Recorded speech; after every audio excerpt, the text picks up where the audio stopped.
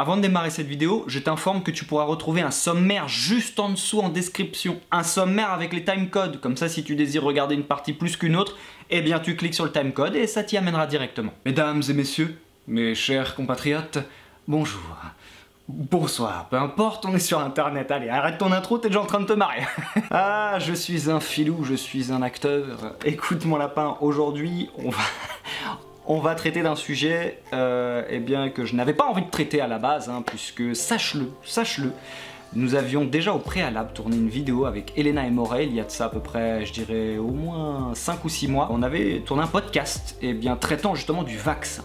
Je l'ai supprimé, car non, je n'avais pas envie de traiter ce sujet sur cette chaîne. Non, j'avais pas envie. Mais là, au vu de l'allocution de Macron hier, j'estime ne pas trop avoir le choix. En tout cas, je trouve ça important d'en parler. Mais alors attention, je tiens à mettre quelque chose au clair. Dans cette vidéo, je ne vais absolument pas chercher à te convaincre à tout prix. Un petit peu quand même, ouais.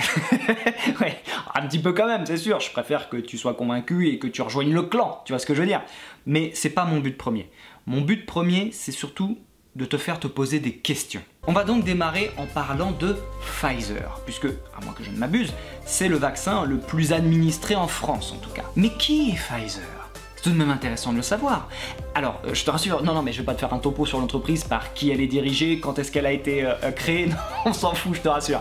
Non, je vais plutôt te parler de quelque chose de bien plus intéressant. Moi, je vais juste là te faire un petit passage sur les procès de Pfizer. Hein, histoire de te mettre en confiance, hein, pour que ça t'incite vraiment à aller te faire vacciner, juste histoire que tu saches à qui tu as affaire. Et on démarre par un article de France 24. Le laboratoire américain Pfizer accepte de payer la plus grosse amende jamais infligée par la justice américaine à un groupe pharmaceutique. Il a été reconnu coupable de pratiques commerciales frauduleuses. Le groupe pharmaceutique américain Pfizer a accepté de payer une amende record de 2,3 milliards de dollars pour solder une plainte sur ses pratiques commerciales. Le Bextra avait été retiré du marché en 2005 en raison d'inquiétudes sur ses effets secondaires, particulièrement cardiaques. Selon les plaignants, Pfizer a fait la promotion du Bextra pour plusieurs usages et dosages que la FDA avait refusé de valider en raison de doutes sur les risques associés à cet anti-inflammatoire. Pfizer était également poursuivi pour pratiques commerciales abusives concernant 3 autres traitements, le Zivox, le Géodon et le Lyrica. Pfizer a ciblé des pédiatres et des adolescents pour étendre la commercialisation du Géodon, alors que la FDA a validé le Géodon pour une population de 18 à 65 ans. Pfizer a régulièrement versé des commissions à ses médecins pour enfants pour qu'ils fassent des présentations promotionnelles à leurs pairs sur les bienfaits du Géodon. On se retrouve maintenant sur le site de Nexus.fr qui répertorie certains déboires de Pfizer avec la justice. En 1996, le Nigeria portait plainte contre Pfizer comme l'indique cet article du Monde datant de 2007. La firme américaine Pfizer est accusée d'avoir réalisé en 1996 des essais thérapeutiques dans l'état de Kano, sans avoir obtenu les accords nécessaires des autorités régulatrices du Nigeria.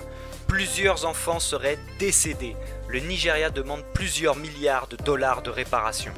En avril 2009, France 24 rapportait le résultat du procès. Accusé d'avoir tué 11 enfants nigérians avec des tests médicaux, le géant pharmaceutique américain a accepté de verser 75 millions de dollars aux autorités locales, qui en redistribueront près de la moitié aux familles des victimes. Un laboratoire à la fois juge et partie en matière vaccinale. Voyons voir ce que le docteur Louis Fouché a à nous dire sur le sujet. Qu'est-ce qu'on a comme recul? On a le recul des données des laboratoires pharmaceutiques eux-mêmes, que ce soit Pfizer ou Pfizer. Vous savez qu'il y a Pfizer-BioNTech d'un côté et de l'autre côté Moderna, qui ont donné lieu à des investissements absolument massifs et qui sont soutenus par des multinationales du médicament, de la vaccination ou même de l'information, de la data. Et qui finalement sont des entreprises qui ont été condamnées à de nombreuses reprises, déjà pour savoir d'où ils parlent, pour falsification de données, pour commission occulte, c'est-à-dire d'avoir donné de l'argent à des gens en charge de prendre des décisions à haut niveau de responsabilité pour que les décisions soient influencées. Une sorte de lobbyisme qui frise la corruption, si vous voulez. Ça s'appelle commission occulte. Donc ils ont été condamnés en 2009 à 2,3 milliards d'euros d'amende, de dollars d'amende aux États-Unis. C'est pas rien, 2,3 milliards. Hein. Je parle même pas de millions. Et on pourrait se dire, on leur a tapé sur les doigts, ils ont pris les leçons. Mais en fait, les 10 dernières années, il y a eu plus de 800 millions de dollars d'amende pour Pfizer toujours, hein, pour les mêmes faits. Ça veut dire que c'est intégré à leur business model. C'est intégré à leur balance de compte de résultats. On peut se permettre tant d'amendes, on gagnera quand même suffisamment d'argent. Et sur une vaccination à 7 milliards d'humains, vous imaginez que la marge est confortable, surtout dans quelque chose qui est finalement assez peu coûteux à produire. Voilà d'où on tire nos données. Et pour le moment, ce sont les seules données disponibles, puisque les données de l'Agence européenne du médicament qui a fourni l'AMM conditionnelle sont les données de Pfizer. Et les données de l'agence française qui s'appelle l'ANSM, l'Agence nationale de sécurité du médicament, qui a avalisé l'utilisation du vaccin Pfizer-BioNTech sur le territoire français, sont liées aux données de l'Agence européenne du médicament, donc aux données de Pfizer. Donc vous n'avez que les données de Pfizer. Donc vous écoutez quelqu'un qui est à la fois menteur et tricheur, et il faudrait lui faire confiance. Bah non. Ça fait froid dans le dos tout de même, hein. Surtout les pauvres gamins qui ont servi de cobayes et qui sont canés. Ça faut que tu le saches, tu vois ce que je veux dire. Faut que tu saches, si tu fais partie de ceux par contre malheureusement qui se sont déjà fait injecter leur dose, bah je suis désolé mon lapin. Mais alors attention, hein, c'est pas dit qu'il va t'arriver quoi que ce soit. On ne sait pas, justement. C'est bien ça le problème, c'est qu'on ne sait pas, il n'y a pas de recul. Habituellement, je sais pas moi combien de temps ça met à se fabriquer un vaccin, peut-être 2 ans, 3 ans, 5 ans, je sais pas, ça doit être sûrement en fonction du vaccin. Mais là déjà, quand on te crée un vaccin en moins d'1 an, ça pue. On n'a pas le recul nécessaire, on le fait à la va-vite, on le fait à la hâte. En plus, on essaie de le sortir très rapidement. Là, on te dit, ah oui, il faut le faire très rapidement pour sauver des gens. Non, c'est pas vrai, c'est pour être les premiers à le sortir, puisque l'argent, la concurrence, faut le sortir avant les autres. Donc, quelque chose qui a été fait à la va-vite comme ça, et, comme tu viens de l'entendre, venant de Pfizer. Donc, attention, je ne dis pas qu'il va y avoir forcément quelque chose. Mais tant qu'on ne sait pas, ça me dépasse, ça me sidère que des gens veuillent obliger les autres à se faire vacciner. Si tu veux le faire mon lapin, fais-le. Si toi ça peut te rassurer, écoute, fais-le. Même si tu ne sais pas ce que tu t'injectes, même si tu ne sais pas s'il va y avoir des effets secondaires à moyen, long terme, j'ai même envie de dire même sur le court terme, c'est même encore un peu court. Mais si tu as envie de le faire, fais-le. Mais n'oblige pas les autres. Vous n'avez pas le droit, ceux qui ont envie de le faire, vous n'avez pas le droit d'obliger les autres. Surtout quand les autres ont une raison tout à fait légitime de ne pas le faire. Prenons mon cas par exemple. Moi je n'ai pas encore d'enfant. Et je peux te dire qu'il est hors de question que je m'injecte ça tant que je n'aurai pas fait mes gosses. Il y a de fortes chances que même après. Mais là, en tout cas, tant que je les ai pas, c'est juste hors de question. Puisqu'encore une fois, je ne sais pas quels seront les effets au moyen et long terme. Donc, il serait tout à fait irresponsable de ma part que juste pour pouvoir aller dans un putain de centre commercial ou au cinéma, que je m'injecte ça au risque peut-être que ça rende mon enfant, je ne sais pas moi, autiste, trisomique, mal formé. C'est inconcevable. Et je vais lui dire quoi moi plus tard? Oh bah tu sais papa, il avait envie d'aller s'acheter un t-shirt. Il avait envie d'aller regarder le prochain X-Men Fast and Furious. Oui, enfin c'est plus ou moins la même chose maintenant. Et là, je veux pas rentrer dans le jugement, mais si, ça va l'être un peu, mais je trouve ça irresponsable les femmes enceintes qui se font vacciner. Je comprends pas. J'en perds les mots. C'est juste, je comprends pas. Pour moi, c'est irresponsable. Tu t'injectes quelque chose, tu ne sais pas ce qu'il y a dedans. Et toi là, carrément, tu portes la vie. Non. Et c'est pour ça que vous ne pouvez pas obliger les gens à le faire, surtout quand on a une raison aussi légitime que celle-là. Je comprends pas que des gens puissent être assez malades pour imposer ça aux autres. On entend des fois à la télé, enfin c'est même régulièrement, les gens doivent se vacciner. Et je parle pas que les gens de l'État, du gouvernement. Eux, on le sait que ce sont des vendus et des pourris. Non, même des fois quand ils font des micro-trottoirs, t'entends des gens comme ça dans la rue qui te disent oui, non, il faut les obliger. Les gens qui sont en cas, je sais pas moi, d'obésité morbide, qui ont de l'asthme, qui ont je ne sais quoi, qui ont 85 ans, mais eux, s'ils ont envie de se faire vacciner, grand bien leur face. Et si vous devez remettre un couvre-feu, si vous devez renfermer les gens chez eux, mais pourquoi nous les jeunes, moi j'ai 34 ans par exemple, et j'ai déjà eu le Covid en plus, voilà, j'ai fait pendant une journée, j'ai eu un peu de fièvre, voilà, c'était fini.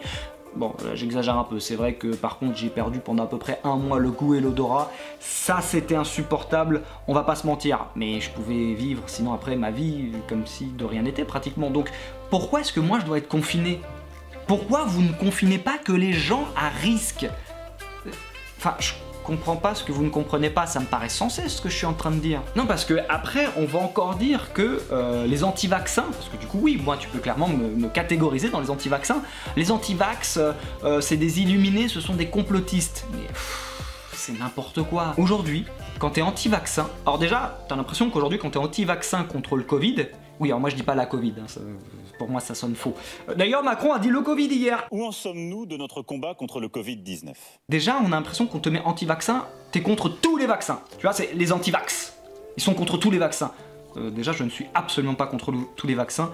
Les vaccins, le vaccin est une très bonne chose. Je parle le principe du vaccin. Mais non, encore heureux, c'est génial ce truc. Moi, je suis contre le vaccin du Covid, ceux qu'on a actuellement. Ça, je tiens à ce que ça soit clair également, parce qu'on essaye de nous faire passer pour des tarés qui sont absolument contre tous les vaccins, contre la méthode de la vaccination en elle-même, tu sais. On essaie de nous faire passer pour des tarés. On parle, en tout cas, moi je parle, c'est vrai, je vais pas parler pour les autres. Moi, seulement moi. Moi, je parle que du vaccin contre le Covid, puisqu'encore une fois, j'estime qu'il n'est pas prêt, j'estime qu'il n'est pas... J'ai pas envie de servir de cobaye, en fait, comme les pauvres gosses qui en sont morts. Pas du Covid, mais ils sont morts pour autre chose.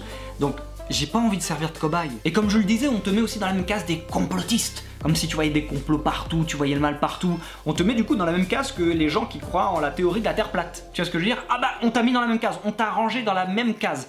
On te considère comme un illuminé. Alors, il est vrai que je suis pas Einstein, mais ça te paraît pas sensé mon discours depuis tout à l'heure? Et là, je m'adresse surtout à ceux qui ne me connaissent pas. Si certains tombent sur cette vidéo, puisqu'en général, on fait 4 vues. Mais hormis mes abonnés qui me connaissent maintenant, est-ce que franchement, j'ai l'air d'un illuminé?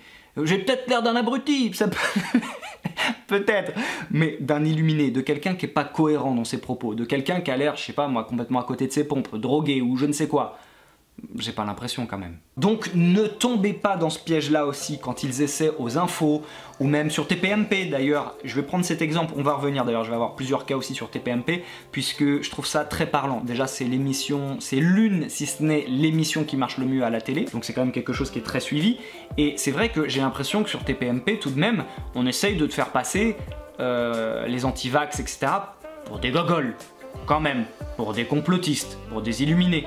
Ne tombe pas dans ce panneau. Et non, puisque tu as dans cette même émission justement l'avocat Fabrice Divisio, c'est comme ça que je l'ai connu, qui arrive à chaque fois avec une tonne de faits, de preuves, d'études, de statistiques, et il les met tous en PLS. Dans l'une des vidéos, il explique que le variant brésilien, en sortant des chiffres à l'appui venant du gouvernement brésilien, si je me rappelle bien, de toute façon tout est en description, encore une fois, hein, les sources, t'as le sommaire, mais tu as les sources aussi en description de ce que je te dis depuis tout à l'heure, tu retrouves tout en description.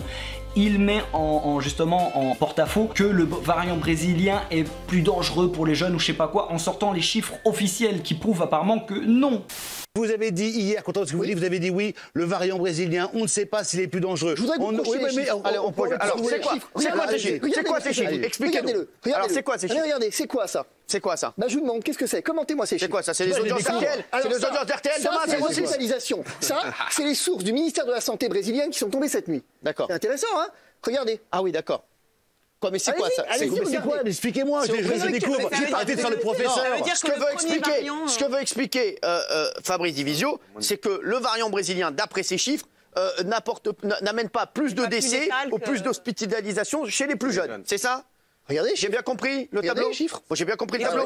Voilà. Voilà, donc c'est ce qu'il dit. Il dit qu'en fait, donc hier, on parlait du variant brésilien qui est beaucoup plus dangereux chez les jeunes. C'est ce qui se dit puisque donc, il y a plus de jeunes apparemment en réanimation. Non, la preuve que non. Il explique également dans un autre extrait vidéo, pareil, il est en description également, que dans certains États aux États-Unis qui n'ont pas été confinés, il n'y a pas eu plus de cas recensés que dans d'autres États où ils ont été confinés. Et deuxièmement, je trouve ça d'autant plus intéressant que dans TPMP, quand tu as quelqu'un comme Benjamin Castaldi, qui pour le coup... bon, tu connais mon franc-parler. Voilà, non mais je vais rester tranquille, je vais rester gentil, mais c'est vrai que c'est un peu l'idiot utile, c'est un peu le grand bonnet, hein, il est pas très malin. Mais je trouve que justement c'est très intéressant de voir, justement dans ces deux vidéos dont je t'ai parlé en description, de voir un peu le clash, si on peut dire ça, entre les deux, parce que je trouve que c'est très intéressant et ça en dit long sur notre société. Je trouve que ça témoigne un petit peu de ce qui se passe aujourd'hui. dans notre société. C'est-à-dire que tu as des gens qui arrivent en te disant, les gars, pas surtout, hein, on n'est pas en train de te dire que le Covid n'existe pas, carrément. Non, absolument pas. On n'est pas dans un délire complotiste à ce point-là, tu vois. Il te dit juste que, par exemple, sur ça, ou sur telle chose, c'est faux. Avec des preuves à l'appui. Et tu as des gens qui arrivent, complotistes, abrutis. Et non, mais il vient de t'expliquer par A plus B. Donc, pourquoi tu ne te poses même pas la question?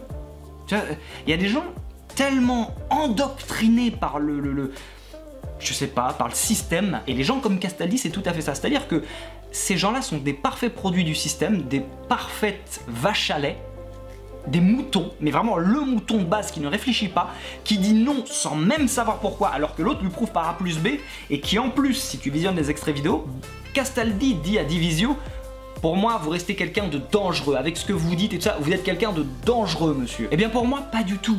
Justement, c'est tout l'inverse. Pour moi, ce sont les gens comme Castaldi qui sont dangereux. C'est-à-dire qui ne remettent rien en question, qui voilà, ne se posent pas de questions, ne remettent rien en question. On leur dit les choses, ah bon, c'est comme ça? D'accord, je vais le faire. Et quand t'as quelqu'un en face qui vient lui dire, mec, oh, non, ça va pas. Si, ils l'ont dit. Si le gouvernement le dit, je vois pas pourquoi il nous mentirait. Mais non, tu as raison, effectivement, le gouvernement n'a absolument aucune raison de nous mentir. Non, je parle pas forcément pour le Covid, hein, je parle de manière générale. C'est vrai que le gouvernement ne passe pas son temps à nous enfumer. Non, absolument pas. Tu vois ce que je veux dire? C'est plutôt eux les gens dangereux. Non? Ça te paraît pas? Bref, je pense que tu vois clairement où je voulais en venir. Maintenant, j'aimerais passer sur le fait eh bien, des gens en réanimation. Hein. Les gens touchés par le Covid, les gens qui sont en réanimation. Puisque, comme je te l'ai dit il y a de ça un instant, les chiffres, on peut leur faire dire tout et n'importe quoi. Docteur Alexandre, il y a une question qu'il faut se poser et que je pose aux médecins. C'est quoi un lit de réanimation? Commençons par le commencement. C'est quoi un lit de réanimation? Alors, parce que si c'est le lit de réanimation le critère pour confiner, il faut commencer par définir, c'est Aristote, hein, il faut commencer par définir c'est quoi un lit de réanimation. Il y a une définition administrative. Ah oui.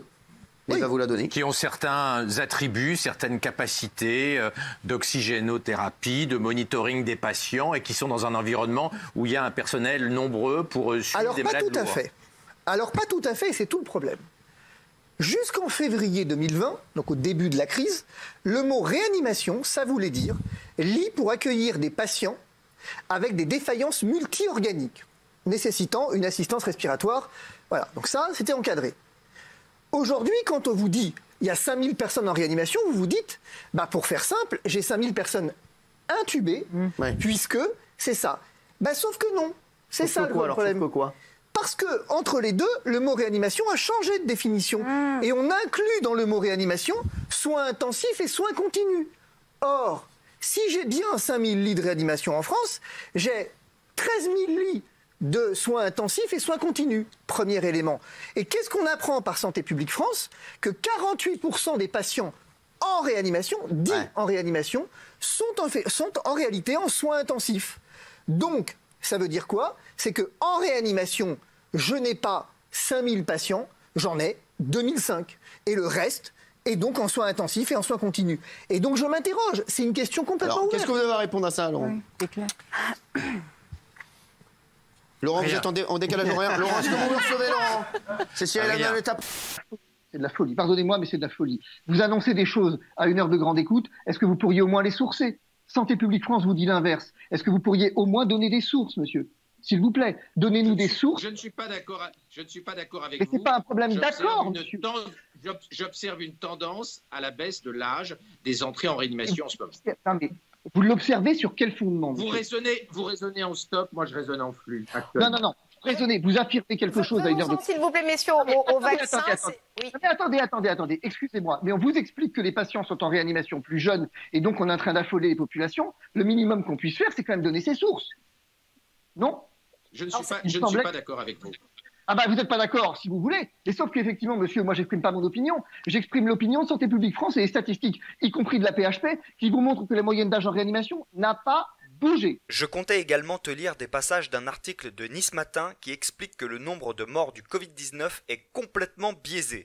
Mais au risque que la vidéo soit trop longue, j'ai préféré le placer simplement en description sous la vidéo. C'est du grand n'importe quoi. Ça veut dire, si je comprends bien, que si quelqu'un a un accident de voiture, il meurt, mais qu'il est testé positif au Covid, on teste son cadavre positif au Covid, eh bien on l'attribue aux morts Covid, alors que le type n'est absolument pas mort du Covid. Ce qui signifie qu'aujourd'hui, on n'en sait rien. Combien y a-t-il de morts en France du Covid au total? On ne sait pas, puisque les chiffres sont truqués, ils sont biaisés, puisqu'on mélange tout dedans. Combien y a de personnes en réa? On ne sait pas non plus. Donc aujourd'hui, ne regarde pas le chiffre de morts, le chiffre de contaminés, le chiffre en réa, le chiffre de... Ça veut tout et rien dire. Je tiens à rappeler une nouvelle fois que quand je t'énumère tout ça, là, tout ce que je viens de te dire durant cette vidéo, j'ai pas une conclusion qui arrive en fin de vidéo, tu vois. Là, maintenant, faut que tu penses ceci, faut que tu penses cela. Non, je veux juste te dire que pose-toi des questions. Sérieusement, ça te fait pas poser de questions après tout ce que je viens de t'énumérer. Et encore, je dis tout, il y avait que dalle. Franchement, il y avait que dalle. L'allocution, elle était hier, j'ai préparé ma vidéo cet après-midi, je la tourne ce soir. Il y a rien. Si tu suis des gens comme Fabrice Divisio ou je ne sais qui, ils t'apporteront encore bien plus de contenu, d'articles, comment dire, de statistiques, d'études et autres. Mais c'est juste pour te dire, c'est gros quand même tout ça. J'espère que ça te fait au moins de poser quelques questions. Eh bien écoute mon lapin, c'est tout pour moi, hein. J'ai rien de plus à dire, je pense que j'en ai déjà assez dit. Je t'invite à commenter la vidéo, hein, pour me donner ton avis, à la liker et à la partager. Puisqu'à mon avis, c'est pas YouTube qui risque de la mettre en avant, vu les propos que j'ai tenus, je chante tout très fortement. Allez, je te dis à la semaine prochaine, bisous.